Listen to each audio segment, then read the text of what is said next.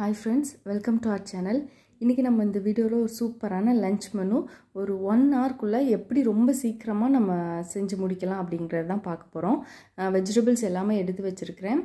அரிசி வந்து அரை மணி நேரத்துக்கு முன்னாடி ஊற வச்சிருக்கேன். அப்புறம் ரெண்டு துண்டு புளியையும் நான் half an hour முன்னாடி ஊற வச்சிருக்கேன். ஃபர்ஸ்ட் நம்ம ஸ்டார்ட் பண்றதுக்கு முன்னாடியே சாதத்துக்கு வந்து நம்ம தண்ணி வந்து அடுப்புல வச்சிரலாம். சிம்ல வச்சுக்கலாம். அதுக்குள்ள நம்ம வெஜிடபிள்ஸ் எல்லாத்தையுமே கடகடன் நம்ம கட் பண்ணிக்கலாம். டைம் சேவ் ஆகும். இன்னைக்கு சாதம் அப்புறம் புளிக்குழம்பு எங்க ஊர்ல வந்து தேங்காய் அரைச்சு ஊத்தி பண்ணுவாங்க. தேங்காவும் சின்ன வெங்காயம் அரைச்சிட்டு புளிக்குழம்பு வைப்பாங்க. கத்தரிக்காய் தக்காளி போட்டது அந்த புளிக்குழம்பு. அப்புறம் கேரட்டும் உருளைக்கிழங்கும் சேர்த்து பொரியல் தான் பண்ண போறோம். ரொம்ப சீக்கிரமா பண்ணிடலாம். ஒரு 7-8 சின்ன வெங்காயம் சாம்பார் வெங்காயம் சொல்லுவாங்களா அதை வந்து நம்ம உரிச்சுக்கணும். இப்போ சின்ன வெங்காயத்தையும் பூண்டு ஒரு பூண்டு முழு பூண்டு எடுத்துக்கிடலாம். இதையும் நம்ம உரிச்சுக்கிடலாம். சின்ன வெங்காயமும் தேங்காவையும் நம்ம மிக்சியில் வந்து அரைச்சி எடுத்துக்கிடணும்.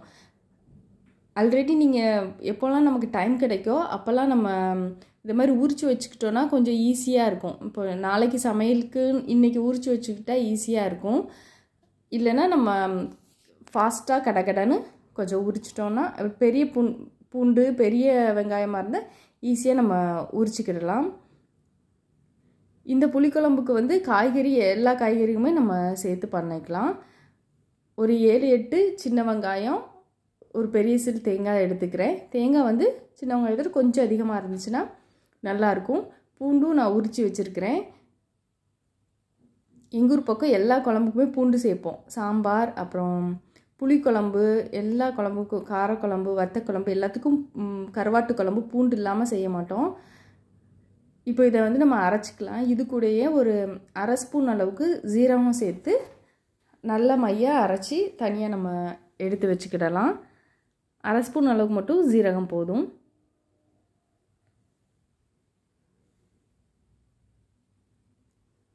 கொஞ்சம் 2-3 சின்ன வெங்காயம் மட்டும் எடுத்துருக்கு. இது வந்து தாளிக்கிறதுக்கு நம்ம வெங்காயத்தை அரைச்சிடுறதுனால நிறைய வெங்காயம் சேர்க்க வேண்டாம். தாளிக்கிறதுக்கு கொஞ்சமாக வெங்காயம் போட்டால் தான் அந்த ஃப்ளேவர் கொஞ்சம் நல்லாயிருக்கும். இதெல்லாம் நல்லா முருக வெந்து வரும்போது நமக்கு அந்த ஃப்ளேவர் தாளிப்போட ஃப்ளேவர் நல்லா எடுத்து கொடுக்கும். இப்போ வந்து நமக்கு தண்ணி நல்லா சூடாக ஆரம்பிச்சிட்டு இப்போ ரைஸ் போட்டுடலாம். எப்போவுமே நான் அரை மணி நேரத்துக்கு முன்னாடி ரைஸை ஊற வச்சுட்டு தான் சேர்ப்பேன். அப்படி சேர்க்கறதுனால நமக்கு அரிசியில் நல்லா உதிரியாக கிடைக்கிது. அப்புறம் கொஞ்சம் நீளமாக கிடைக்கிற மாதிரி இருக்குது. ஊற வைக்காமல் டேரெக்டாக போட்டோம் அப்படின்னா கொஞ்சம் குண்டு குண்டாக வர மாதிரி இருக்க ரைஸு. அதனால் எப்போவுமே இப்படி தான் பண்ணுவேன். அது மாதிரி வேக வைக்கும்போது உப்பு சேர்த்து தான் வேக வைப்பேன். அதனால் கொஞ்சமாக கல் உப்பு சேர்த்துக்கிடலாம். கொஞ்சம் தண்ணி அதிகமாக இருக்க மாதிரி இருக்குது. அதனால் ஒரு டம்ளரில் கோதி வச்சுக்கிறேன். அப்புறம் தேவைப்பட்டுச்சுன்னா நம்ம ஊற்றிக்கிடலாம். ஒரு மீடியம் ஃப்ளேமில் வச்சுட்டு நம்ம அடுத்த இதில் வந்து அடுத்த பர்னருக்கு இதை சேஞ்ச் பண்ணிவிட்டு இந்த பர்னரில் நம்ம குழம்பு செய்கிறதுக்கு ஸ்டார்ட் பண்ணலாம். குழம்புக்கு எல்லாமே அரைச்சாச்சு. இப்போது மண்பானைங்கிறதுனால கொஞ்சம் சூடாகிறதுக்கு டைம் ஆகும். அந்த டைமில் நம்ம அந்த கத்தரிக்காய் தக்காளியெல்லாம் நம்ம கட் பண்ணிக்கலாம். புளிக்குழம்புக்கு கொஞ்சம் நீளமாக கத்தரிக்காய் கட் பண்ணால் தான் நல்லாயிருக்கும். அதனால் நீளமாக கட் பண்ணிக்கோங்க. நான் இன்றைக்கி 2 கத்தரிக்காய் எடுத்துருக்கிறேன். புளி இருக்கிறதுனால தக்காளி வந்து ஒரு தக்காளி எடுத்துருக்கிறேன். மாங்காய் இருந்தால் கூட நம்ம மாங்காய் இதில் சேர்த்துக்கிடலாம். முருங்கைக்காய் எல்லா காய்கறியுமே போடலாம். ரொம்பவே சூப்பராக இருக்கும். எப்போவுமே தண்ணியில் போட்டு வச்சிடணும். நம்ம கத்தரிக்காய் இல்லைன்னா வெளியிலே வச்சுருந்தோம்னா கருத்துரும். இப்போ ஒரு தக்காளியும் கட் பண்ணி ரெடி பண்ணி வச்சாச்சு. 2 பச்சை மிளகாய் எடுத்துருக்கிறேன். எல்லாம் இப்போ ரெடியாக இருக்குது. புளியும் நம்ம கரைச்சி வச்சுக்கலாம். இப்போ மண்பானையும் சூடாகிட்டு இப்போ ஆயில் ஊற்றிக்கலாம். தாளிக்கிறதுக்கு 1 ஸ்பூன் அளவுக்கு கடுகு நான் சேர்த்துருக்கிறேன். கடுகு பொரிஞ்சதும் வெந்தயம் தான் சூப்பர் ஃப்ளேவர் கொடுக்கும். ஆனால் கரிஞ்சிட்டுனா கசந்துரும். அதனால் கருகாமல் பார்த்துக்கோங்க. இது கூட இப்போ நம்ம உரிச்சு வச்சுருக்க பூண்டு எவ்வளோ நாளும் சேர்க்கலாம். ஒரு கை அளவுக்குனாலும் பூண்டு சேர்க்கலாம். நல்லா சூப்பராக இருக்கும். இந்த எண்ணெயிலே வதக்கும் போது நல்ல ஃப்ளேவர் நமக்கு கொடுக்கும். இது பாதி வெந்ததுக்கப்புறம் ஆனியன் சேருங்க. கொஞ்சமாக தான் ஆனியன் சேர்க்கணும். நல்லா அது முருக வறுபடும் போது இப்போல்லாம் சூப்பரான தாளிப்பு ஸ்மெல் நமக்கு கிடைக்கும். இது கூட தக்காளியும் கொஞ்சமாக மிளகாய், நான் 2 மிளகாய் சேர்த்துருக்கிறேன். சேர்த்துட்டு இந்த தக்காளியெலாம் கொஞ்சம் மசியட்டும். 1 ஸ்பூன் அளவுக்கு உப்பு சேர்த்துருக்கிறேன். அப்புறம் லாஸ்ட்டு தேவைப்பட்டுச்சுன்னா போட்டுக்கிடலாம். இப்போ கத்தரிக்காய் கட் பண்ணி வச்சுருக்கிறது இதோடு சேர்த்து ஒரு 2 நிமிஷம் அளவுக்கு மட்டும் நம்ம வதக்கிக்கிடலாம். பெருங்காயத்தூள் வந்து ஒரு 1/4 ஸ்பூன் சேர்த்துக்கோங்க. மஞ்சள் தூள் 1/4 ஸ்பூன் சேர்த்துருக்கிறேன். காரத்துக்கு மிளகாய்த்தூள் 1 ஸ்பூன். அப்புறம் இது வந்து குழம்பு மிளகாய்த்தூள் வீட்டிலே பண்ணுறது. இதில் வந்து மல்லி, ஜீரகம், அப்புறம் மிளகு எல்லாமே இருக்கும். உங்ககிட்ட குழம்பு மிளகாய்த்தூள் இருந்தால் சேர்த்துக்கோங்க. இல்லைன்னா இதுக்கு பதில் மல்லித்தூள் சேர்த்துக்கோங்க. லைட்டாக மிக்ஸ் பண்ணிக்கோங்க, அடி பிடிச்சிடக்கூடாது. இது கூட இப்போ நம்ம அரைச்சி வச்சுருக்கிறோம்ல அந்த தேங்காய், சின்ன வெங்காயம், அந்த பேஸ்ட் இதனோட சேர்த்து சும்மா லைட்டாக உடனே நம்ம புளி தண்ணி ஊற்றிடலாம். ரொம்ப நேரம்லாம் வதக்கணும் அப்படின்லாம் தேவையில்லை. அவ்வளோதான், லைட்டாக மிக்ஸ் பண்ணி மட்டும் விட்டுட்டு புளி கரைசல் சேர்த்துக்கலாம். புளியுமே தேங்காய்லாம் அரைச்சி ஊற்றி பண்ணுறதுனால ரொம்ப அதிகமாகலாம் புளி தேவைப்படாது. ஒரு 2 துண்டு மட்டும் இருந்தால் போதும். இப்போ குழம்புக்கு தேவையான அளவு தண்ணியெல்லாம் ஊற்றிடுங்க. இப்போ கொதிக்க விட்டு அது நல்லா வற்றட்டும். இது வற்றுற டைமில் வந்து நம்ம பொரியலுக்கு வந்து காய்கறி கட் பண்ணிடலாம். நான் இன்றைக்கி 2 கேரட்டும் 2 உருளைக்கிழங்கையும் நான் செய்ய போகிறேன். இந்த பொரியல் சூப்பராக இருக்கும். நம்ம கொஞ்சம் பழக நமக்கு ஸ்பீடாக கட் பண்ணுறதுக்கு வரும்.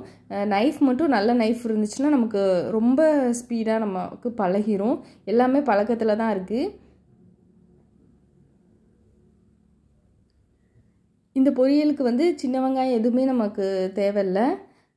வத்தலோட ஃப்ளேவர் மட்டும்தான். வெறும் கடுகு, வத்தல் போட்டுட்டு கருவேப்பிலை போட்டு தாளிச்சிட்டு இதை போட்டு நம்ம மிக்ஸ் பண்ண வேண்டியதான். சீக்கிரமாகவும் நமக்கு ஓரளவு ரெடி ஆயிரும்.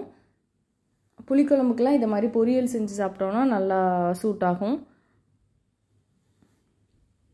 உருளைக்கிழங்கு வந்து தோல்லாம் எடுக்க வேண்டாம். தோலோடே நம்ம கட் பண்ணிக்கலாம். கொஞ்சம் நல்லா மண் இல்லாமல் மட்டும் அலசி எடுத்துக்கோங்க.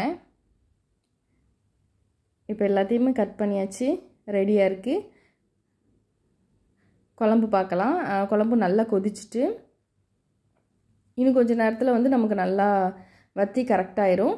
இப்போ வந்து இந்த ஸ்டவ்வில் வந்து நான் பொரியலுக்கு ரெடி பண்ணிடலாம்.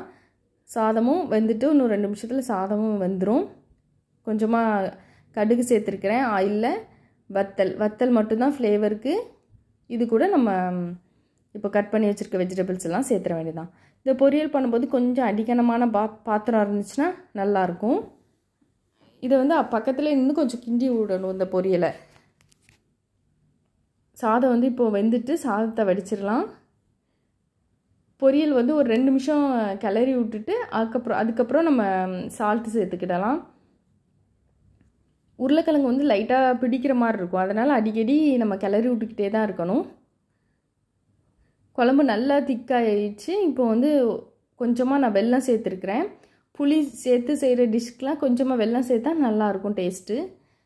இந்த திக்னஸ் எனக்கு போதுங்கிறதுனால நான் இதோட ஸ்டவ் ஆஃப் பண்ண போகிறேன். கொஞ்சமாக மல்லி இலை மட்டும் கட் பண்ணி தூவி நம்ம குழம்ப வந்து இறக்கிற வேண்டியதான். இன்னும் கொஞ்சம் நல்லா வற்றணும் அப்படின்னா வற்ற வச்சுக்கோங்க. இப்போ இந்த பொரியலுக்கு வந்து நமக்கு தேங்காய் துருவல் தேவைப்படும். அதனால் நான் தேங்காவை கொஞ்சமாக துருவி வச்சுருக்கிறேன். இப்போ குழம்ப ஆஃப் பண்ணிவிட்டேன். மல்லி இலையும் தூவியாச்சு. இனி பொரியல் மட்டும்தான் நமக்கு மீதி இருக்குது. இந்த புளிக்குழம்புக்கெலாம் அப்பளம், வடகம்லாம் சூப்பராக இருக்கும். அதனால் அப்பளம் இன்றைக்கி பொரிச்சுக்கிட போகிறேன். இது ஒரு பக்கம் இருக்கட்டும். இன்னொரு பக்கத்தில் அப்பளத்துக்கு ஆயில் நான் ஹீட் பண்ணிக்கிட்டு இருக்கேன். ஒன்றா போட்டு பொரிச்சு எடுத்துடலாம். நல்லா ஆயில் ஹீட் ஆனோம், நல்லா அந்த புகை வர்ற மாதிரி இருக்கிற டைமில் தான் அப்பளம்லாம் நம்ம போட்டு பொரிச்சு எடுக்கணும். அப்போ தான் நல்லா விரிஞ்சு பொரிஞ்சு நமக்கு வரும்.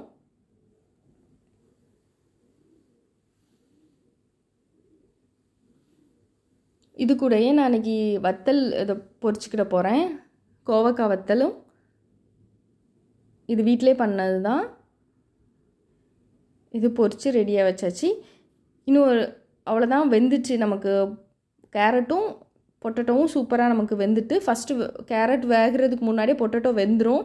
அப்புறம் கேரட்டும் நல்லா வெந்ததும் நம்ம தேங்காய் துருவல் போட்டுட்டு ஸ்டவ்வை ஆஃப் பண்ணிட வேண்டியதான். அவ்வளோதான். லஞ்ச் ரொம்ப சீக்கிரமாக நமக்கு ரெடி ஆகிட்டு, எனக்கெலாம் 45 மினிட்ஸ் தான் ஆச்சு. கடகடன்னு பண்ணோன்னா டக்குன்னு நம்ம வேலையை முடிச்சிடலாம். ரைஸ் சூடாக ரெடி ஆகிட்டு நல்லா கத்திரிக்காய் போட்ட புளிக்குழம்பு சூப்பராக இருக்கும். இந்த குழம்பு டக்குன்னு நம்ம ரெடி பண்ணிடலாம். டேஸ்ட்டும் அட்டகாசமாக இருக்கும். ட்ரை பண்ணி பாருங்கள். நெக்ஸ்ட்டு உருளைக்கிழங்கும் கேரட்டும் போட்ட பொரியல். இது கூட நம்ம பீன்ஸ் இருந்தால் கூட பீன்ஸும் சேர்த்து கூட பண்ணிக்கலாம். அப்பளமும் வத்தலும் ரெடியாக இருக்குது. தேங்க்ஸ் ஃபார் வாட்சிங்.